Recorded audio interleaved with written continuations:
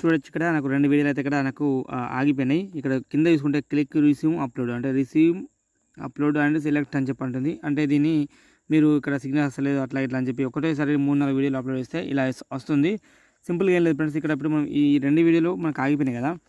ఈ 2 వీడియోలు మీరు మీ యొక్క మొబైల్ నుంచి అప్లోడ్ చేస్తారు కదా. ఏదైతే వీడియోని సెలెక్ట్ చేసుకున్నారో ఇంతకుముందు అప్లోడ్ చేసేటప్పుడు సేమ్ వీడియో మళ్ళీ మనం సెలెక్ట్ చేసుకుంటే మనకైతే ఇదైతే మనకు కంటిన్యూగా అయితే మనకు అప్లోడ్ అవుతుంది. ఫర్ ఎగ్జాంపుల్ చూపిస్తాను.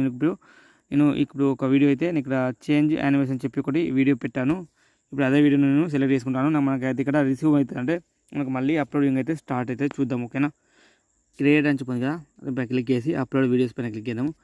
క్లిక్ చేసి దీన్ని మనం లాంగ్ ప్రెస్ చేసి పట్టుకొని మళ్ళీ సైడ్కి టచ్ చేస్తే మనకు డిసేబుల్ అయిపోతుంది. మధ్యలో ఇప్పుడు క్లిక్ చేస్తే మనకు ఓపెన్ అవుతుంది వీడియో పిక్కర్ అని చెప్పింది కదా. దీనిపైన క్లిక్ చేసేసి ఇంతకుముందు మనం ఏ వీడియో అయితే సెలెక్ట్ చేసుకున్నామో అదే వీడియో సెలెక్ట్ చేసుకున్నాం. ఓకేనా.